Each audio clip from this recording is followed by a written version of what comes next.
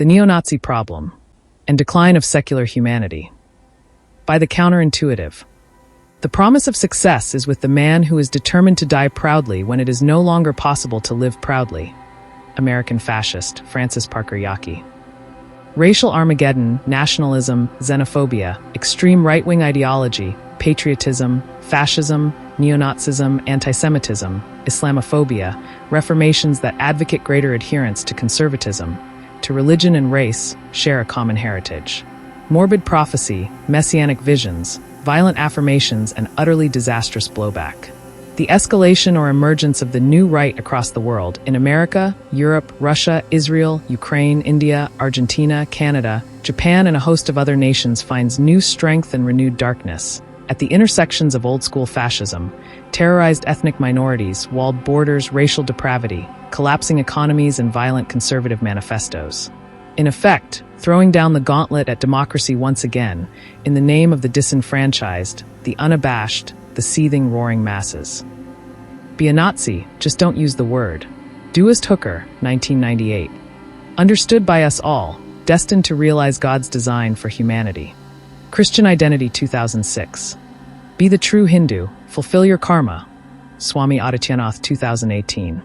Handbook for White Victory, a blueprint for revolution. Turner Diaries, 1978. Show me the village, the town, the region that would take the refugees happily. Otto Schily, Germany, 2005. The white race is the most endangered species on the face of the earth. Aryan Nation, 2002.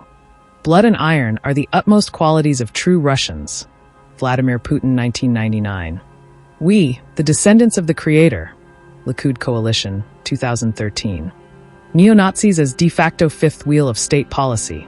Otto Ernst Riemer, 1980. This is Argentina, and we are proud of our patriots and founders. New Triumph Party, 2010. America was not stolen. It was conquered. Patriot Front, 2018. Revolutionary Tradition and Elementary Reformation. Forza Nuova, Italy. Membership within the American nation is inherited through blood, not ink. Deport them all, 2024. Consider the above quotes as the tip of the iceberg, with the intention to just conceptualize the magnitude of national rebirth, the politics of cultural despair, Fritz Stern. The following story is a chronicle mapping the rise of the new right globally speaking, about old shadowy figures in cohorts with new leaders, political sympathizers, messiahs, and a range of domestic terrorists that have collectively carried on the Nazi torch around the world for more than 80 years, and even back into the fatherland. The rise of the new right is directly proportional to the fragmentation of democracy. Neo-Nazis situated within several politically unstable liberal democracies.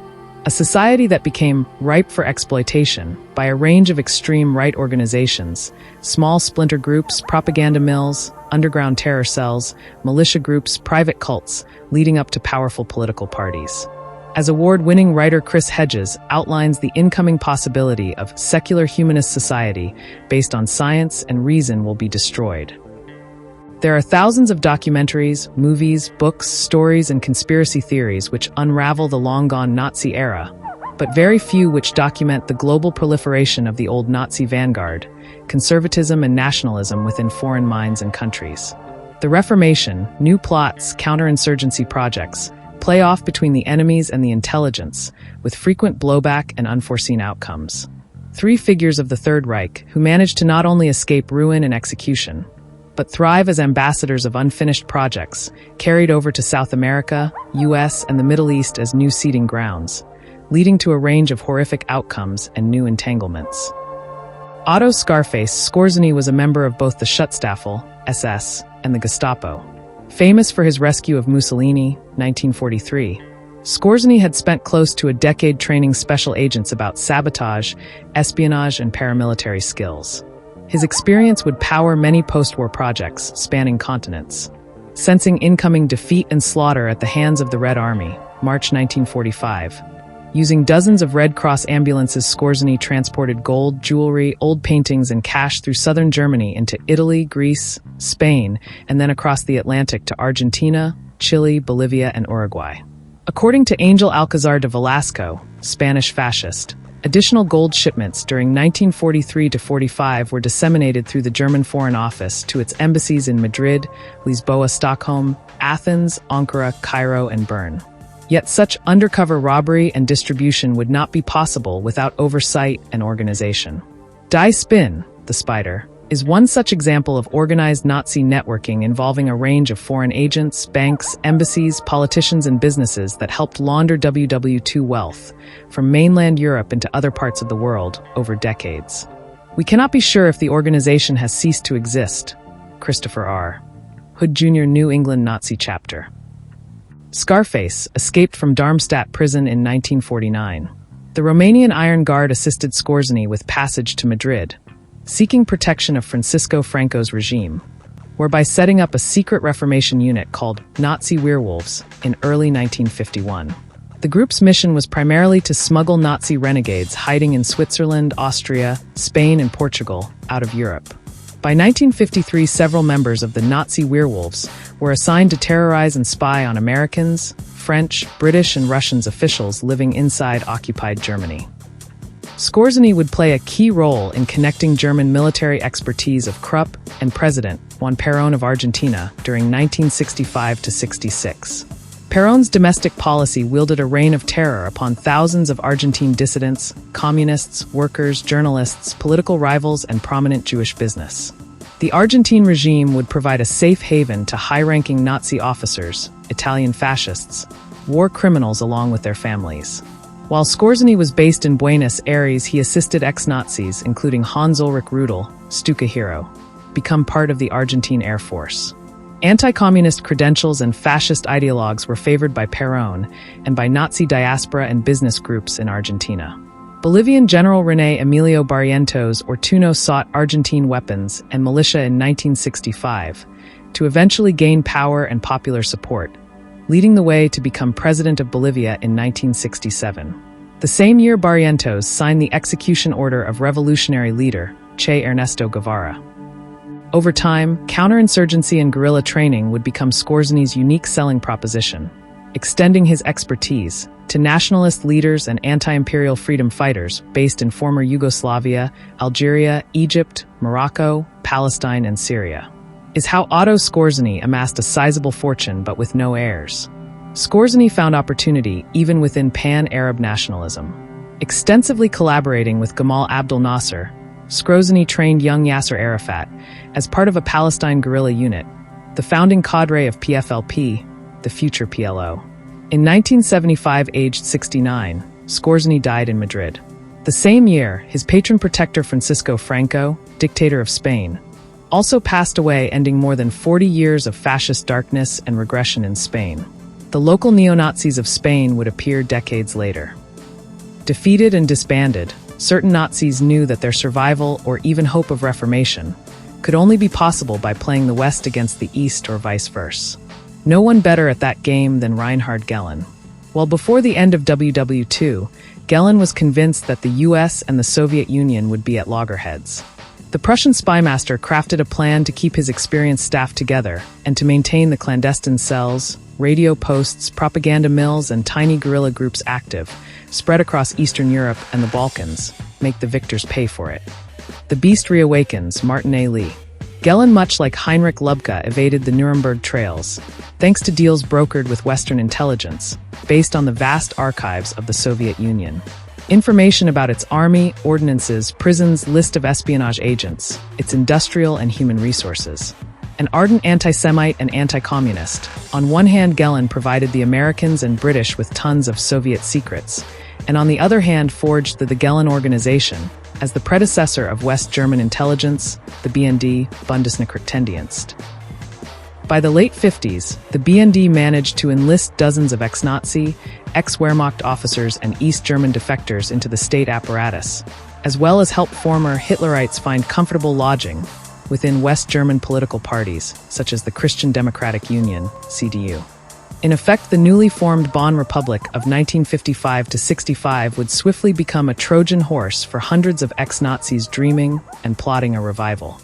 Even as Chancellor Konrad Adenauer and Gehlen both shared anti-American ideologies, the state apparatus absorbed defectors from East Germany, Poland, Ukraine, and Hungary. Reinhard Gellen's repertoire would impress young American neo-Nazis way more than James Bond. His involvement with the U.S. intelligence, 1948 to 58, would extend into the foundations of NATO in late 1949 and the inclusion of West Germany in 1955.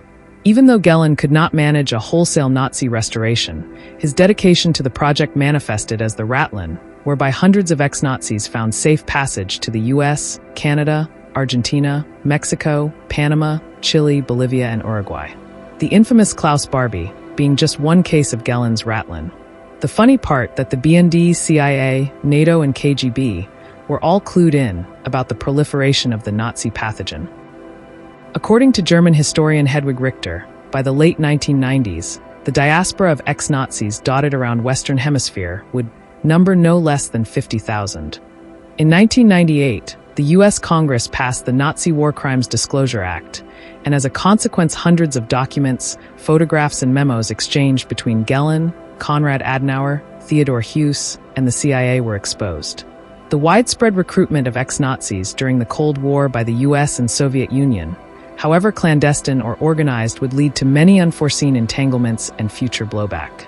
Geopolitics itself would provide the right conditions for the new right to emerge properly.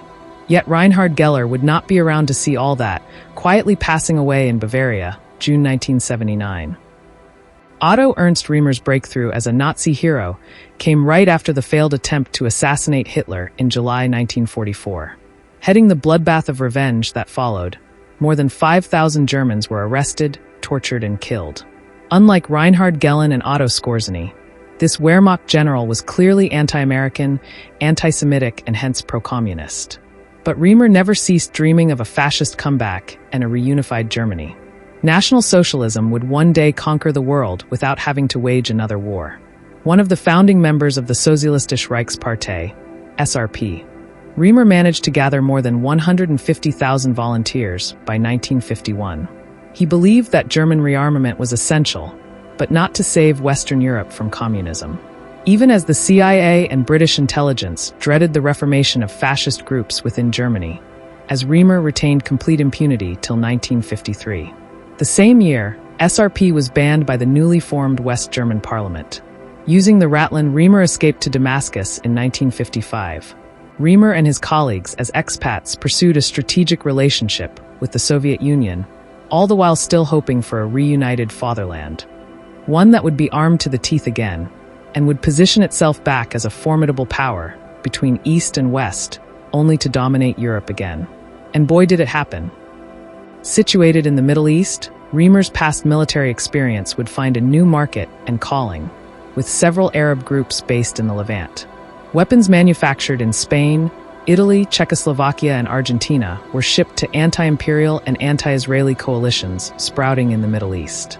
By the mid-1960s, Riemer and his old friend Otto Skorzeny had managed to arm and train small Arab militia groups, anticipating the coming revolt of the Arab world against the British, French imperial outposts and the new Zionist settlers in occupied Palestine.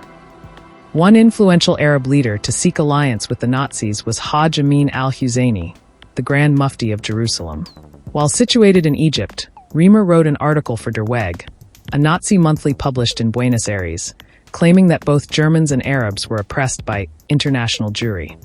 After the 73 Arab-Israeli War, a significant number of new guerrilla groups would emerge within the region. 1976 to 78, the Iranian Revolutionary Guard situated in Baalbek, Lebanon, would procure guns, bombs, munition, and communication devices from supply lines, established earlier by Skorzeny, Riemer, Ernst Wilhelm Springer, Ahmed Ben Bella, Algeria, Nasser, Egypt, King Hussein of Jordan, and Hassan Salama, Palestine. Ahead of the above organized militias, the Christian Phalanges, Kataib Party, based in Lebanon, came about from the largest Christian community in the Middle East, the Maronite leaders who also favored Nazi doctrines. The denial of WW2 Holocaust has roots that go back to publications like Der Weg, Die Neue Front, and Naughty One Europa. Underground or banned, they frequently published Holocaust denial propaganda, mid-1960s, in German, Spanish, Dutch, and English. Yet Riemer managed to evade extradition for decades, using loopholes within Spanish law to deflect German arrest warrants. Special extradition laws created by Francisco Franco, that exempted all ex-Nazis residing within Spanish territory. Reimer died in Marbella, Andalusia tourist town, in October 1997, aged 88. Eventually, the cadre of old guard fascists and Nazis, who had kept the torch burning, perished one by one. The flames and spirit had already passed on to the preceding generations of extremists, fascists, and nationalists, including ambitious politicians who are carrying on the mission and struggle. Contrary to popular imagination shaped by Hollywood and oversimplified documentaries, the Nazi problem was neither solved nor was it contained. The reunification of Germany and the collapse of the Soviet Union together signaled a new era for younger neo-Nazis and Christian conservatives across the European hinterland. The beast reawakens, Martin A. Lee. The renewed wish to extinguish liberal democracy, as well as new anti-American and anti-immigrant sentiments, escalated into violence against people from Africa, Middle East, China, Russia, and Poland. According to Robert O. Paxton, a leading scholar of fascism, no amount of reform, legal prosecution, and imprisonment could improve the deficiencies of German culture and the German spirit. As war broke out in the Balkans, hundreds of neo-Nazis poured into the conflict, enlisting within nationalist ranks based in former Yugoslavia, Croatia, and Bosnia. On occasion, German soldiers on peacekeeping missions hurled racial epithets at Albanian and Serbian troops, telling them, "Adolf Hitler would have stuck you in the gas chamber." But enough of such ridiculous peacekeeping and cross-border racism. A reunified Germany would symbolize many things good and bad, depending upon what perspective or context you wish to approach the event. Regardless, the rise of the new right within Europe was ushered in by the collapse of the Berlin Wall and the death of USSR. But not the Nazis. Defeated, shamed, and exiled, albeit they succeeded to seed the continent with many anti-democratic gangs and far-right juntas. Many of them ready for militia-type action. Unchecked power always concentrates itself over time. Between 1965 to 1995, more than 70 political organizations birthed in Europe that identify themselves either as nationalists or Christian conservatives or socialists. And yet smaller units embody the violence via racist, anti-Semitic, and anti-immigrant projects. This form of asymmetrical terrorism is similar to the resistance groups in the Middle East during the 1970s and 80s. The erstwhile notions of master race and pure nation would coalesce into neo-Nazi rage, directed at dark-skinned Asians, Muslim, and Africans. In 1991, Flemish Bloc, demanded the expulsion of foreigners, numbering roughly 20% of Belgium's population. Similar groups would make their presence felt, localized in Holland, France, Denmark, Spain, Italy, and England. The period 1995 to 2009 is witness to waves of immigrants entering European soil. Thanks to unfettered globalization, regional wars, and disastrous outcome of international geopolitics. The blowback and consequent monstrosities it has caused would take another Dante. According to a survey conducted by Der Spiegel in 1994, a quarter of German schoolchildren believed that descriptions of the Holocaust were greatly exaggerated, and 1 out of 5 supported Nazi-era admonitions like Juden raus, Jews out.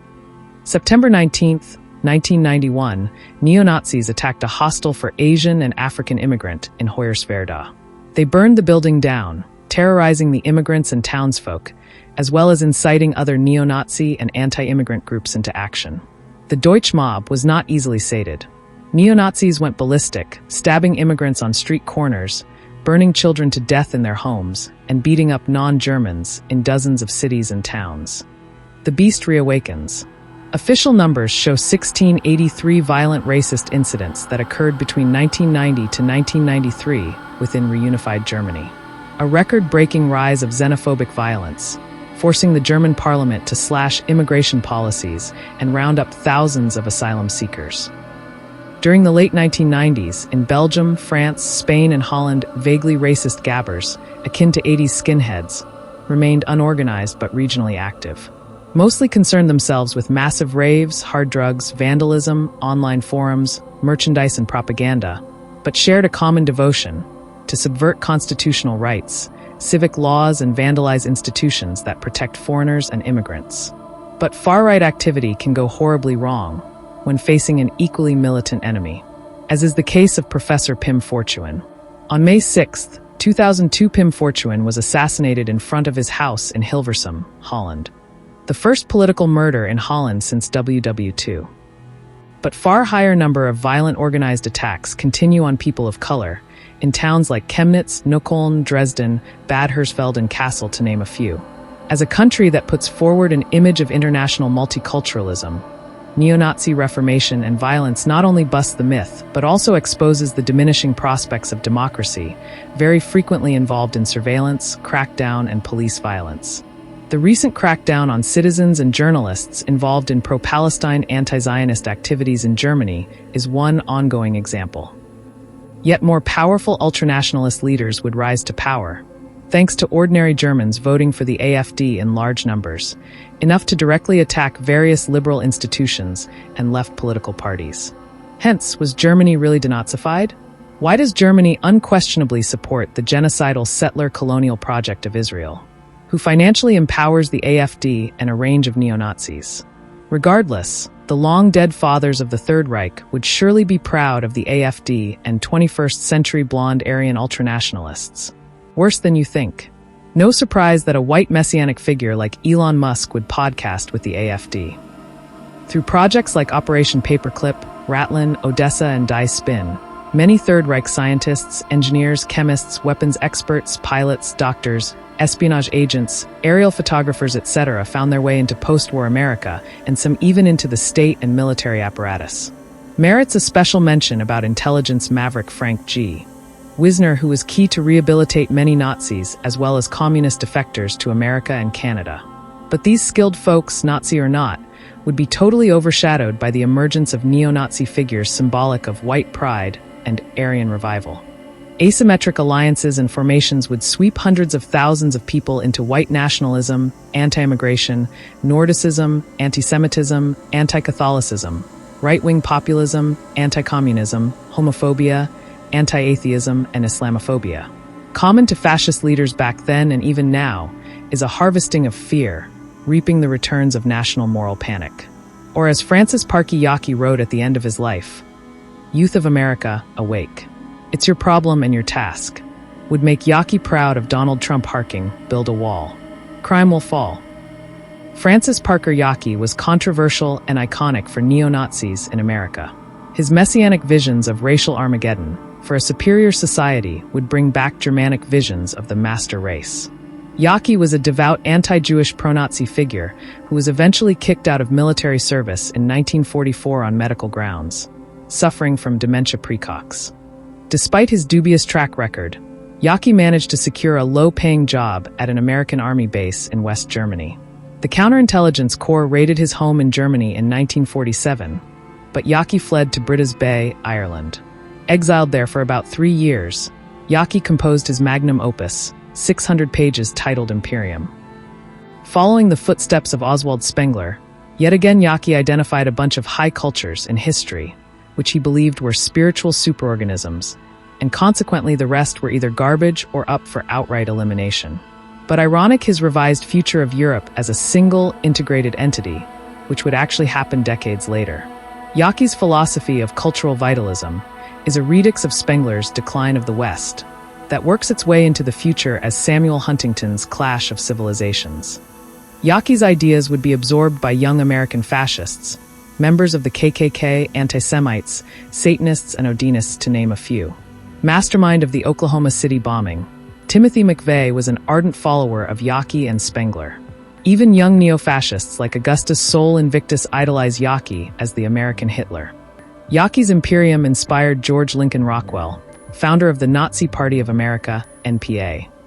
The entanglement of racial segregation and racial purity can be seen as a collusion of the extremist macho alpha.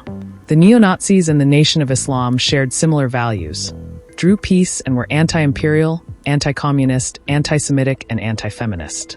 Is diabolic, but during 1966 to 69 the American government, the FBI and police were out to get organized forces like the Black Panthers as well as neo-Nazis, who were brewing up all sorts of revolutionary ideas and projects within America. Kenneth O'Reilly Racial Matters, the FBI's secret file. At the height of Yockey's transatlantic engagements, between the old Nazi ranks in Germany and new scouts living in the US and Canada, his book became a bestseller on both sides. Eventually pursued and apprehended by the FBI, Yaki was jailed in March 1960. He committed suicide in June the same year by consuming a cyanide pill. What followed over decades was something Yaki could never imagine. The advent of megachurches, creationist seminars, right-to-life retreats, Christian broadcasting, books, self-help guides, charity and cult-like leaders of the Christian right. Weaponized with new techniques, American nationalism is mostly Christian revivalism. But that aside is about sensational news, gory headlines, minimizing diversity, building purity, and all sorts of racist hierarchical worldviews. The Southern Poverty Law Center tells us that since his run at the Senate, Sol Invictus has made plain he intends to become a prominent voice on the extreme right, speaking at rallies and on YouTube videos.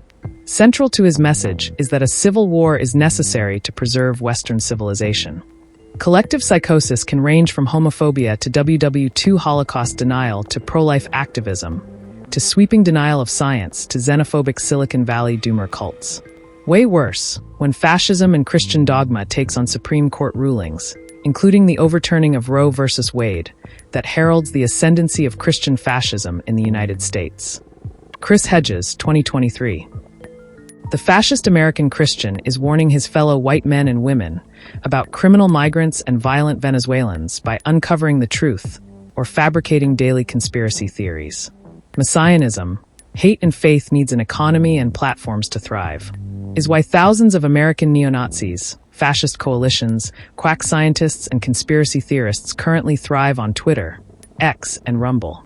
The movement within America that Francis Yaki, George Rockwell, and the Grand Dragons of the KKK dreamt of is not yet revolutionary, but Christian fascism and domestic terrorism has spread like a parasite within America. Like Germany and America, countries like Hungary, Ukraine, Belarus, and Russia also nest professional neo-Nazis. Most recent is the emergence of the Azov Brigade, a right-wing military junta, who have trained vigilante groups that will prevent people of the region from speaking Russian. No conspiracy that Hasidic Jewish sects collude with Ukrainian neo-Nazis as emissaries and volunteers of hyper-racist, hyper-nationalism. The gradual alignment of Europe's virulent Jew haters has a direct relationship to the interests and corresponding regimes that financed and weaponized the Zionists. The creation of Israel was still decades away, and that project did include the Nazis. The initial phase of Zionism colluded with Tsar loyalists and wealthy Jews based in Russia, early 1900s, the Nazis in Germany, 1920s-30s, and later with British imperialists, 1920s-40s, leading to the Nakba, 1947. It's important to remember that the Jewish working class in Russia had organized itself politically as the Bund, the first socialist Jewish party, and clearly these folks were anti-Zionist and anti-colonial from the beginning. Considered father of Zionist nationalism, one who deeply opined for the extermination of Arabs from Palestine, Jerusalem, and Lebanon, Theodor Herzl was a close ally of Count von Plehve, the author of the worst pogroms in pre-communist Russia, Ukraine, and Poland, 1890 to 1905. In a letter from Herzl to Count von Plehve, "Help me to reach the land, Palestine, sooner, and the revolt against the great Tsar will end." Wealthy Zionists were not only racist, but also diabolically anti-Jewish and anti-revolutionary at the same time. Clearly felt in the words of J.F. Jabotinsky, loathing the working-class Jews of Europe, is a very bad people. Its neighbors hate it, and rightly so. Its only salvation lies in a general immigration to the land of Israel. The Hidden History of Zionism, Ralph Schoenman. Organized to unite the small bases located across Europe, the Zionist Congress of 1933, Warsaw, marked a shocking event. The resolution calling for action against Nazis, anti-Semites, and Hitler was defeated by sweeping majority of votes. The Hidden History of Zionism. Zionist elites, bank owners, academics, and rabbis were committed to destroy the Jewish boycott of German products and the gradual dissolution of the Socialist Jewish Party. The Zionist business class favored German economic growth that had nearly crashed during 1918 to 25, then show solidarity to rising working class resistance. The Jews that the Nazis favored during 1920s, 30s, and even later were almost all wealthy Zionists. Prominent figures were spared the Holocaust and slave camps for their loyalty to one or another form of Western imperialism. Rabbi Dov Michael Weiss-Mendel. What can account for this incredible willingness of Zionist leaders to betray millions of Jews in Europe, 1920 to 45? And how could the WW2 Holocaust be solely attributed as a Nazi project? Indeed, Zionism, the Third Reich, and the early foundations of Israel, as a new Jewish nationalist project, are bound together in a catastrophic relationship and murderous heroes. Born in Poland, David Ben-Gurion was one such figure who laid out the master plan of the Zionist master race. A project which involved the massacre of Palestinians and other Arabs. Call it an endless pogrom that lasted throughout the rest of Ben-Gurion's life. Political power of preceding Israeli leaders would be directly proportional to their will to kill and engage in the systematic destruction of Palestinians. Elon Papp. The history of expansion is well known, of Israeli settler colonialism, empowered by the US, UK, France, Canada, Germany, and host of nations within the imperial realm, overriding almost every United Nations mandate or decision. The Jewish Defense League, JDL, founded by Meir Kahane, born in America, as messianic as racist, he wanted all Jews moved to Israel. Alas, Meir and his son were assassinated in New York, November 1990. Zionism is but a different pattern of the same racist master race, theories wielded earlier by the European settler colonizers, Nazis, fascists, and nationalists. Zionist terrorism and Judeo-nationalism, that erupted during 1947 Nakba, is well documented in thousands of books, documentaries, academic discourses, and media, charting the spread of settler colonial projects, kibbutz, throughout occupied Palestine, Jerusalem, and West Bank. Less known is the history of Zionist terrorism and militia, such as the Haganah, Lehi, and Irgun, responsible for multiple assassinations, bombings, and destruction of Palestinian villages, well before the formation of Israel. Zionism itself split into the left and the right, that provided ideologies, training, and weapons to ever-new militias dedicated to the eradication of Palestine, or call it the final solution. Louis Theroux's new documentary is a must-watch to see and understand 21st century Judeo-Nazis, or call them psychotic Israelis who also identify each other as God's chosen people. But far greater in number are fascists and xenophobes in India, also waging asymmetric terrorism against minorities and Dalits. Emerging from this milieu are cult leaders and saffron hate gangs. Millions of nationalist Hindus, who espouse the trishul instead of the swastika, devoted to one or another form of nationalism, backed by the mainstream media drumming up fear, past glory, and fury. The heraldry of Hindu nationalism goes back just about 100 years, and the founders were inspired by the rise of the Third Reich and figures like Joseph Goebbels and Adolf Hitler. Decades later, as devoted to Hindutva, are certain sections of the Indian diaspora, Gujaratis, Punjabis, Baniyas, based in the US, UK, and Canada. Hundreds of thousands of Indians earning dollars and pounds, but collectively loyal to some imaginary Hindu nation under Hindu law. Reality is reverse inside the world's oldest surviving apartheid. The lynch map of India is way more clustered than that of America's. By now we can conclude that there is a deadly portending relationship between fascism, race, and religion, regardless of nation, racial identity, or era. The dreadful conditions and disastrous outcomes, albeit Christian, Jewish, Islamic, Hindu, Sikh, or Buddhist, etc. For me, the point of writing this story was to figure the hoax within the moral renewal of a nation or the mass deception of superiority shared by the new right. What is a pure nation? A closed gene pool. What makes up the entirely false promise of return to a lost golden age? A while back I was convinced that the average neo-Nazi suffered a form of psychosis, a condition that can take over any rational person. But I was wrong. The new right is a part of reality, and one cannot shed tears or just ramp up activism to salvage democracy. Voting for a system that is unable to contain every form of injustice and suffering. All such forms of nationalism, fascism, neoconservatism, and racial pride seduces and effectively destroys democratic society. Is a precipitous fall but in slow motion. Nothing could be more prescient than the ongoing genocide in Gaza as an outcome of unchecked nationalism, Zionism, and racial hatred, yet pointing to the incoming collapse of Israel itself. The difference between the Wehrmacht and the IDF is worthless considerations of technique and technology. Supporters of Israel, young and old, are but empowering Judeo-Christian neo-Nazism, and insane leaders and soldiers who kill babies, starve innocent civilians, rape prisoners and bomb hospitals, clinics, schools, and mosques. Is the ideology, the will to kill, or the final solution that unites people to a cause, even if it equates to destruction?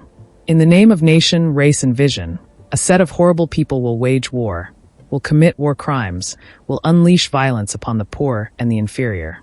There will never be any moral army ever. No one better than Chris Hedges to encapsulate the matter by saying, always necessitate the blood sacrifices of the condemned. In case you wish to pledge support with a paid subscription, click here.